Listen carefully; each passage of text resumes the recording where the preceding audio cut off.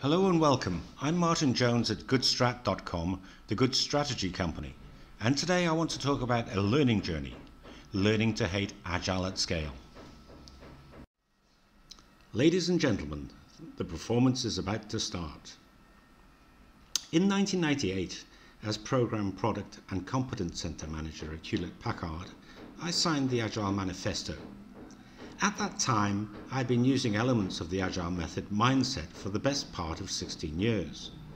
Previously, in 1995, I was trained and certified in iterations, an iterative and Agile-like methodology for building, maintaining, and expanding data warehouses and data marts. So I don't really hate Agile, although there is plenty about it to detest. The way rituals are interpreted, the ceremonies that are anathema to the culture of most Europeans, and the cloyingly happy-clappy, attitude-changing, mind-numbing, gobsmacking, contradictory dreck of so much of what it has become. And I especially despise the way that Agile has been embraced by some folk, which, truth be told, seems to border on manic, religious, and lewd fervour. So now that I have made myself clearer, I wish to try and progress with a more positive attitude. So let's see how that goes. Now, I'm not claiming that Agile is a cult, even though it is, because that isn't really helpful. Neither am I saying that Agile isn't helpful, as it frequently isn't, because that doesn't tell the essential elements of the story that needs to be told. Nor am I here to bash Agile into submission. Not that it doesn't deserve it, because what is needed are real strategies and solutions for organising the what, where, when, who, why, how, and how much of what we want to achieve. I truly believe that Agile has a place, especially in the world of software application development, and especially in building the kind of end-user software that businesses frequently use in the client and employee aspects of their day-to-day channel operations. Done right, Agile can make the difference between a great success and a painful failure. Done badly, and you might suffer a worse fate than a badly applied top-down software development method or software development lifecycle methodology. Done well, Agile will oil the wheels of the machine that gets things done, and which could be grown to encompass most web-enabled software development and testing in a number of organizations. However, the success of Agile as practiced by highly skilled and experienced development teams has led to some common misconceptions, and here are a few. The first misconception that I want to touch on is that Agile teams do not require the best and the most motivated software development engineers in order to deliver the most optimum balance of requirements, timeliness, and costs. That Agile will somehow be a success regardless of the collective intelligence, knowledge, and experience of Agile teams. This is like pretending that you can keep on adding lead to gold and that the result will not only retain the same value as gold, but significantly increase in value. The second misconception I want to highlight is that Agile to scale can be applied to every aspect of IT, not just software development. However, there is no tangible, coherent, or empirical evidence to prove claims that Agile will successfully scale across all of IT, especially if you're talking big corporate IT. Au contraire, there is plenty of documented evidence to suggest that Agile does not successfully scale. Next up, that Agile and Agile to scale can be successfully implemented in offshoring IT development, testing, and hosting.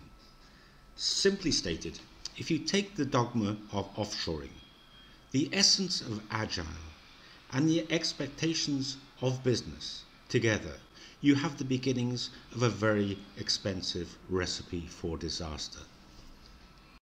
Next up, there is the misconception that Agile to scale can be applied to every aspect of the business organization, regardless of domain or function, constraints or risks, quality and cost. There are no words to actually describe this misconception. This is the highest form of degenerate strategic thinking. It is the basket case of all basket cases, a meta-basket case, a Homeric basket case, the ma and pa of all basket cases. But misconceptions aside, I am particularly impressed by how Agile to Scale, as a revolutionary cause, has been embraced with enthusiastic zealotry by a number of seemingly competent organizations.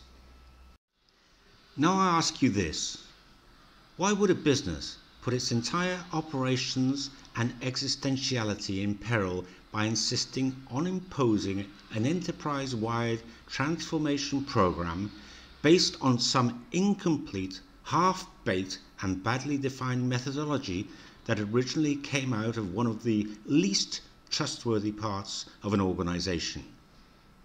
Or to put it bluntly, Agile to Scale as a corporate strategy is a monstrous aberration and would be risky enough if corporations just try to apply it to all of its IT. So why try and go pro with this speculative nonsense? The problem now is that everywhere you look, it's there, like a spreading toxic mess within the core politique of businesses. So why do I say that? Let me tell you why. So let's take a trip down memory boulevard. As part of product design back in the early 80s, I used the Sperry Universal Methodology and also the Sperry Phase Review process as the guidelines to follow for designing and developing proof of concepts in R&D and then in the subsequent productization of successful concepts. With mindful management, the corporate methodology could be used in the timely delivery of relatively complex products, such as high-performance mainframe compilers, database management, and operating systems. As I mentioned previously, I am, curiously enough, one of the very few certified IBM Iterations practitioners. Iterations is basically a complete end-to-end iterative methodology for data warehouse and data integration programs and projects. It was comprehensive, clear, and complete. It was also agile and iterative by nature and by design. When I used to talk about these methodologies, especially with my sprint board touting Java-oriented, Scrum process-focused software development colleagues, they were horrified by the amount of detail in these legacy methodologies. The thing is that none of these legacy methodologies came close to the Agile to Scale methods that I have had the pleasure to see up close and intimate. So it's come full circle and then more. The self-chosen Agile to Scale lightweighters have taken their lightweight cult approach to software development, which to all intents and purposes was just a rehash of rapid application development, with some elements of joint application development, and which for the most part worked, and over time they've turned it into a god-awful mighty tome of Homeric proportions, with one big hairy recipe for a mega dish that includes data, process, procedure, policies, interfaces, events, inputs, outputs, gates and artifacts, etc. up the wazoo, and that far exceeds anything seen before in terms of size, it's a bull, complexity, it's a spaghetti monster, and potential for confusion, misunderstanding and misalignment. It's the digital Tower of Babel writ large. Around the world, the Agile to Scale commandments are being refined as I write. But I sincerely hope that there is no digital age Moses ready to consider, adopt, and willingly preach this nonsense. In the end, the consequences of embracing such toxic ideas could have a far bigger impact than even the financial crash of 2008. So what can be done instead? If you want to know what I think should be done, then leave me a comment on the goodstrat.com site. You can also contact me via Twitter @goodstrattweet. Thanks very much for listening, and until next time, goodbye.